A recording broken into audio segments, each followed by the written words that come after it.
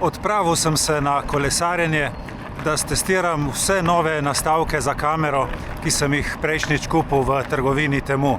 Se pravi, nastavek na belanci, magnetni nastavek na prsnem košu in pa selfie palčko. Živjo, en prav lep kolesarski pozdrav. Sredi avgusta smo, prišel je vročinski val. Danes zjutraj ob 8 je bilo 26 stopinj Celzija, po 1 uri ob 9 pa že 28. Tako da bom prav na hitro naredil en krog z gorskim kolesom in se potem šel skrit domov. Testiranje teh nastavkov mi bo vzelo vsaj 2 vožnji, tako da sem se danes odpravil najprej na eno vožnjo z gorskim kolesom, kjer imam ta nastavek na belanci. Poskusil bom vse variante, kako se obnaša na lepi cesti, na lepem makadamu, na kakšnem bolj grdem terenu, kako dela 360 stopinjsko sukanje in kaj vse lahko posnamem s tem nastavkom med vožnjo. Kogarkoli zanima, kje sem se vozil, bom tako ali tako od spodaj v opis videa dal link od svoje Strave.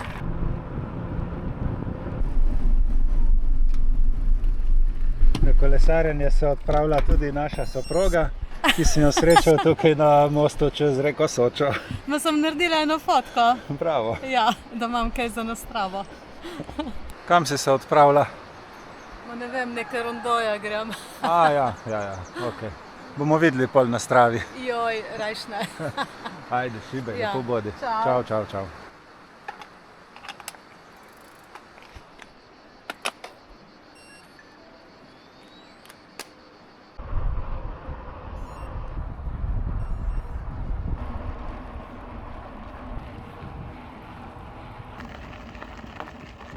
Tukaj lahko vidimo, kako je narejen moj setup. Se pravi, tle na desni strani belance imam ta nastavek, gor je kamera. Nastavek je 360 stopinjski, tako da lahko kamero obračam v vse smeri. Kar je seveda super, če hočem posneti kaj pri vožnji naprej, ali pa če hočem posneti sebe, kadar bi kaj jaz povedal.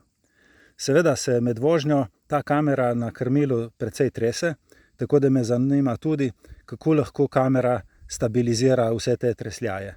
To bom videl šele potem v montaži, ker zdaj med vožnjo tega ne bom preveril. Omenil bi pa še eno prednost, ki jo ima sicer kamera DJI, in to je od spodaj ta magnetni nosilec, da lahko z eno roko snamem kamero z nosilca in z njo posnamem karkoli želim naokrog.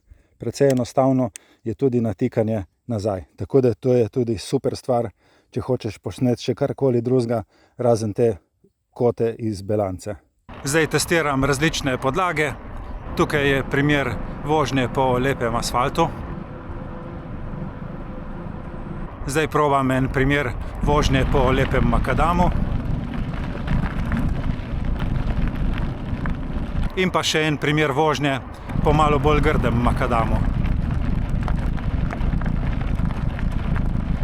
Odločil sem se tudi, da zapeljem ven iz poti na travo oziroma res na en grd kolovoz, da vidim, kako se kamera obnaša tam in kako izgledajo posnetki, ki jih gotovo ne bi jaz sam naredil z eno roko. Sem prav razmišljal, da moram najti en tak teren, ki si ga sigurno ne bi upal posneti z eno roko.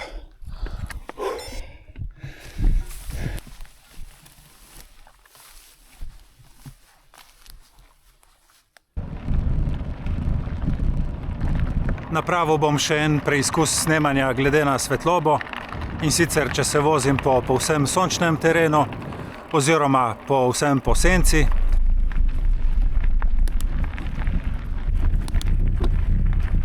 Ali pa nekje vmes, ko sem recimo na robu gozda, kjer je senca, vse naokrog polje in vinogradi so pa pod močnim soncem.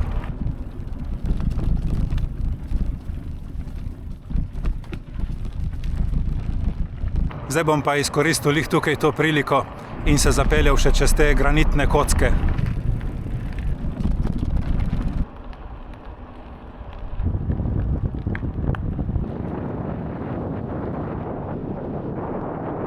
Ok, pa sprobam še vožnjo čez Grbino. Stestirati moram pa tudi, če lahko posnamem, kako pijem vodo iz bidona. Zanima me tudi, kako izgledajo posnetki, lahko govorim v kamero, ki je pritrjena na nosilcu. Nimam točno občutka, koliko se me vidi in predvsem kako se me sliši. Tako da to je en test, če bi jaz lahko uporabljal to kamero tudi za svoje govore, ali bom mogel še zmeraj najti neko alternativo, da bo kamera bližje mojemu obrazu, zato da bi bil zvok boljši. Jaz osebno mislim, da je kamera na belanci dosti bolj izpostavljena tresljajem, mogoče tudi kakšnim šumom, ki se prenašajo preko belance in nosilca v ohišje kamere. Kadar imaš kamero v roki, jo že tvoja roka precej stabilizira, hkrati tudi kakšnih šumov ni, celo več s svojo dlanjo lahko malo zaščitiš ta šum vetra, ki prihaja v njene mikrofone. Ampak po drugi strani imaš pa pri nosilcu na belanci precej proste roke, lahko posnameš kakšen dober spust, kakšen zelo grd, neraven teren, tako da so prednosti in slabosti, praksa bo pokazala, kaj od tega se bo najbolj obneslo. Seveda lahko kadarkoli snamem kamero dol z nosilca in snemam iz roke, ta možnost obstaja zmeraj. Je pa res, da sem na gorskem kolesu dosti bolj neroden kakor na specialki, tako da si mislim, da je ta nosilec nek najboljši kompromis, kar sem se ga zaenkrat lahko spomnil. Magnetni nosilec okrog vratu in pa selfie palčko bom raje uporabljal na specialki, zato ker na gorskem kolesu zaradi vseh tresljajev in zaradi svoje nespretnosti nisem točno prepričan, kam bi kamero in selfie palčko lahko odlagal.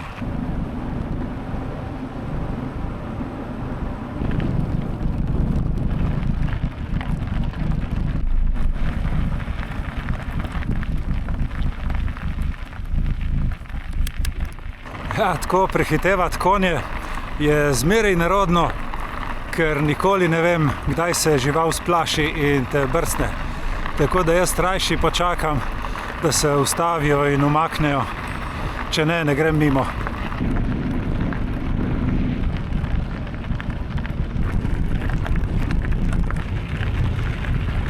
Sem se pa mogel ustaviti tukaj, da vam na hitro pokažem, kakšen mir je tle.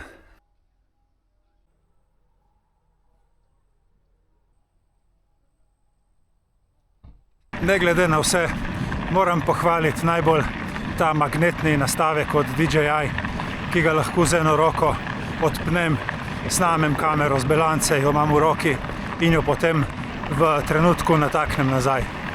To je pa res ena super dodana vrednost. Prosim, upoštevajte, da sem za izdelavo tega posnetka moral voziti zelo previdno in brez da bi držal za belanco, saj sem imel v levi roki telefon, s katerim sem snemal. Če se lahko z drugo roko drži za belanco, je to natikanje kamere bistveno lažje.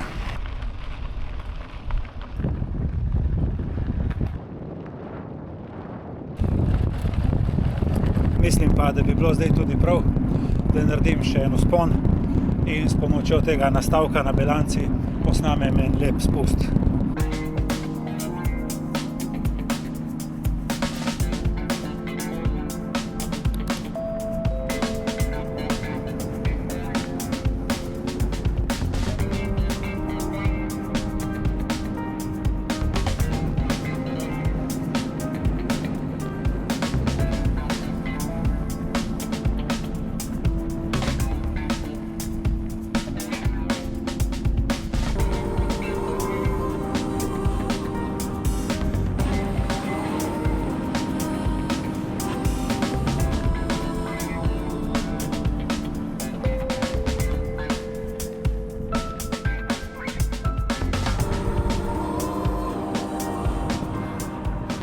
Super je bilo, super. Zdaj sem na poti že 1 uro in 40 minut, za mano je 35 km, temperatura je šla čez 30, tako da se bom jaz počasi odpravil domov. Doma bom pregledal posnetke na računalniku in si bom točno lahko ustvaril vtis, kako uporabni so. Že po eni sami vožnji lahko rečem, da je snemanje na gorskem kolesu s tem nastavkom dosti lažje in boljše, kakor pa s kamero na traku okrog vratu. Seveda, še zmeraj je treba jemati kamero v roke, da narediš čim več pestrih posnetkov ampak je rokovanje zelo enostavno. Čaka me še test drugih 2 nastavkov na specialki. Do takrat pa hvala za pozornost in se vidimo prihodnjič. Čau, čau.